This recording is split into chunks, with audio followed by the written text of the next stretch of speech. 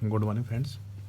तो आज हम सिर्फ इस पे बात करेंगे जो लास्ट 80 से 85 दिन बचे हैं पीटी के हमारी, जो जून में पीटी है यूपीएससी सीएसई 2022 की जो प्री एग्ज़ाम है प्रीलिम टेस्ट, उसकी क्या स्ट्रेटेजी होगी। 80 से 85 दिन में हम क्या करें और क्या पढ़े, कैसे पढ़े और कैसे ना पढ़े, उसका प्रॉपर लेसन। मैं इतना कह दूँ, मेरे को एक्सपीरियंस है, मैं मेरे एक्सपीरियंस के अकॉर्डिंग बता दूँ। मैं आसपास में भी अपने दोस्तों से जिनका क्लियर हो चुका है, यानी पीटी नहीं, जिन जो फाइनल सिलेक्शन ले चुके हैं, उनके एक्सपीरियंस और सबके एक्सपीरियंस के यानी सबसे बात करने के बाद जो मैंने निष्कर्ष निकाला वो आपके सामने रख रहा हूँ।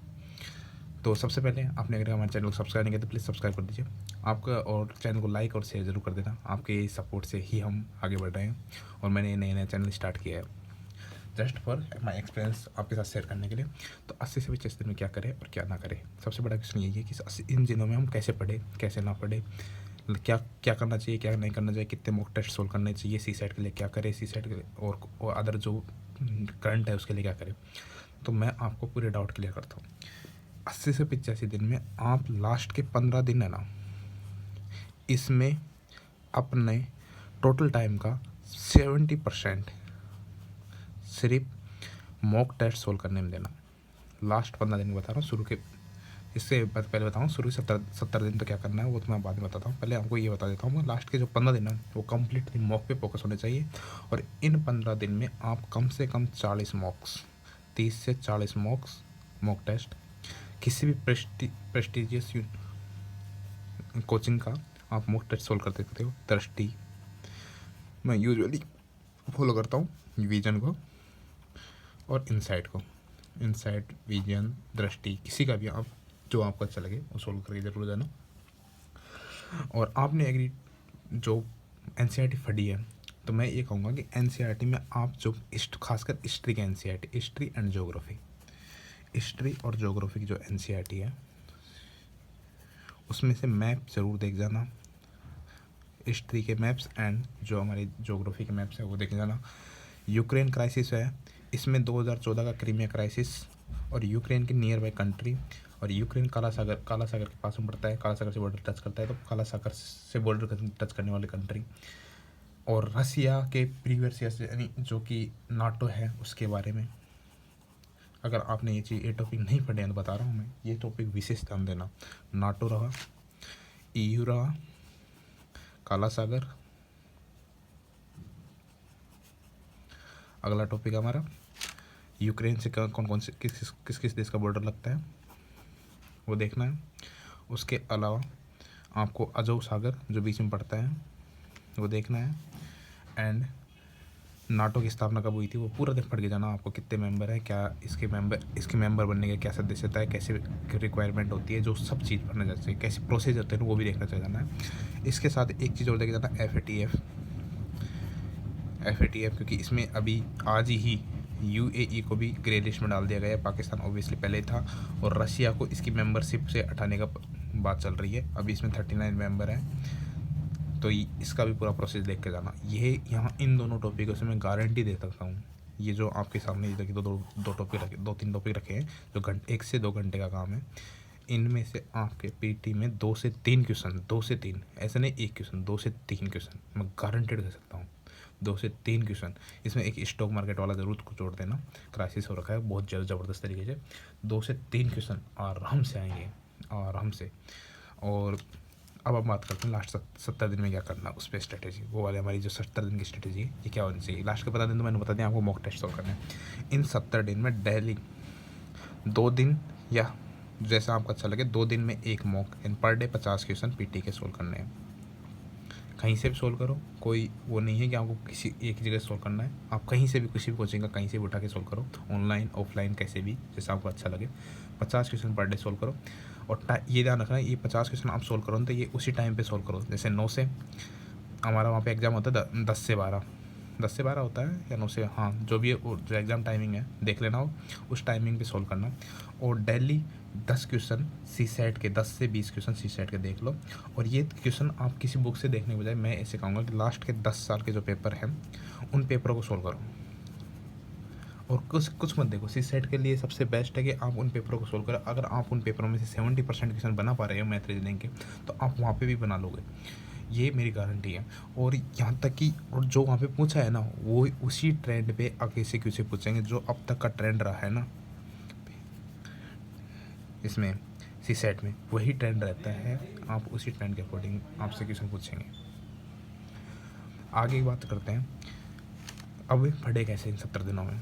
तो ये तो मैंने बता दिया कि 50 क्वेश्चन पहले पर डे। तो ये आपका 50 मिनट के आसपास तो उसको सोल्व करने में लग जाएंगे। 1 घंटा से 1.5 घंटा उसमें लग जाएगा, तो 2 से ढाई घंटे तो आपको इसके चले जाएंगे। और 10 क्वेश्चन आप सोल्व करेंगे तो आधा घंटे इसमें चला जाएगा। 3 घंटे आपके यहाँ पे चले जाएंगे पर डे। अगर आप 9 घंटे के आसपास स्टेट रखते हो, 6 घंटे आपके पास फ्री बचते हैं। अगर आपने NCERT फट रखी है, अगर नहीं फट रखी तो छोड़ दो, फट रखी है ना, तो उसको ज़रूर रिवाइज कर ले। मोस्टली अंडरलाइन कर रखिए उन चीज़ों को, ज़रूर से ज़रूर रिवाइज कर ले। नया मैटर पढ़ने की कोशिश ना करें, न्यू मैटर को अवॉइड करना, नया मैटर नहीं पढ़ना इन दिनों में।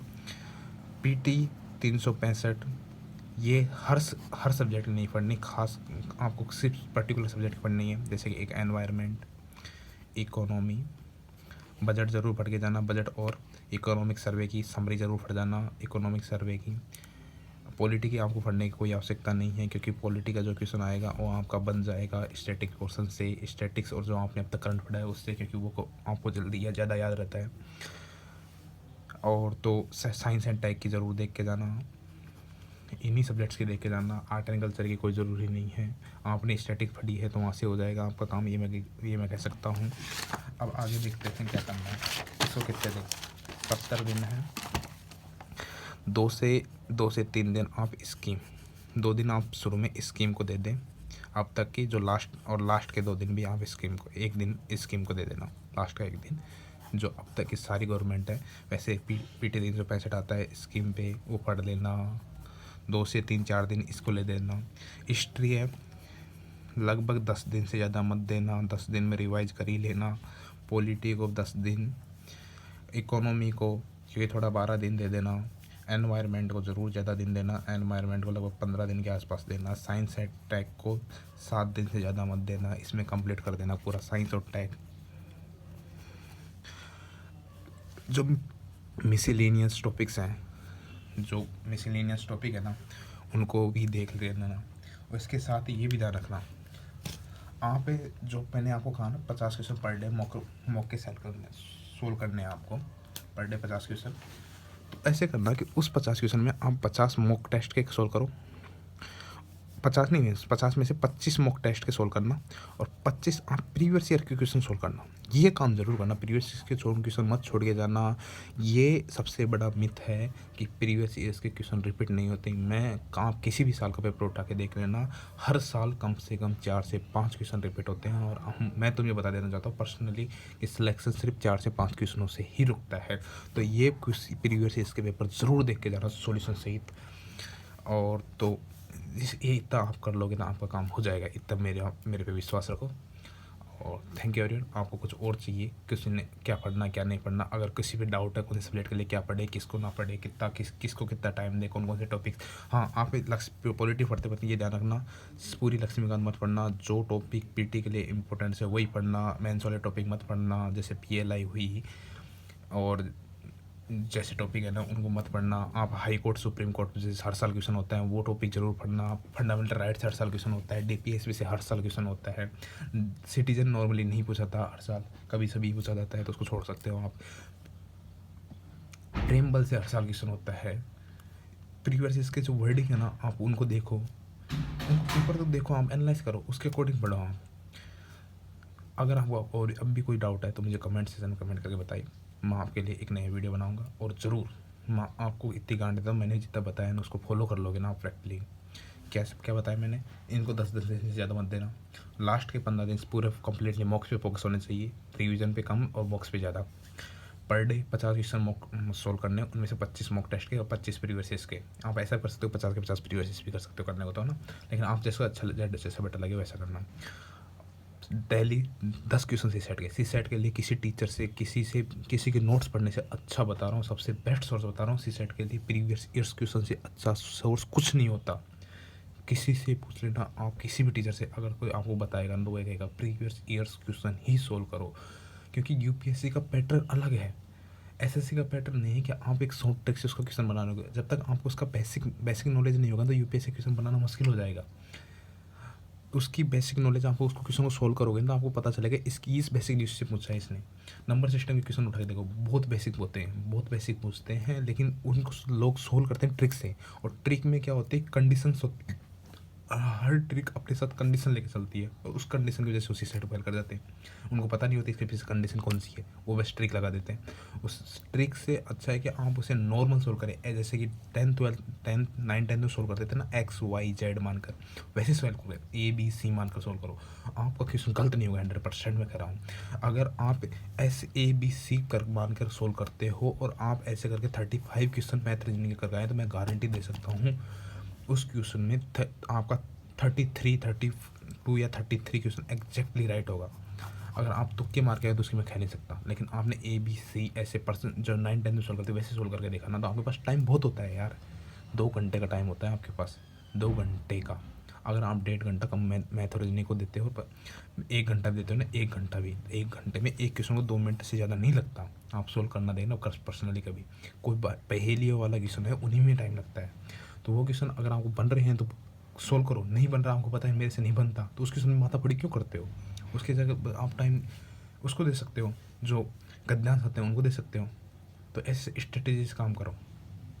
जिसका गद्यांश स्ट्रॉन्ग है वो पहले गद्यांश देखे, जिसका मैथ स्ट्रॉन्ग है, मैथ रीजनिंग स्ट्रॉन्ग है, तो हम पहले मैथ रीजनिंग को देखें। हर इंसान की अपनी एक स्ट्रेटेजी होती है, उसके अकॉर्डिंग काम करे, अपनी कैपेबिलिटी को, दूसरे के कहने पर ना आए, ये ध्यान रखना। तो थैंक यू एवरीवन। कोई नए टॉपिक की वीडियो चाहिए तो मैं बता देना, और मैं प्रीवियस इसके क्वेश्चन सोल्व करा रहा हूँ चैनल पर, तो ज़रूर से ज़रूर जुड़िए और सब चैनल को सब्सक्राइब करिए और प्रीवियस क्वेश्चन देखिए। खासकर मैं इस साइड पे ज़्यादा फोकस कर रहा हूँ। Thank you everyone. चैनल को सब्सक्राइब नहीं किया तो प्लीज़ सब्सक्राइब कर देना, लाइक एंड शेयर भी कर देना। Thank you everyone.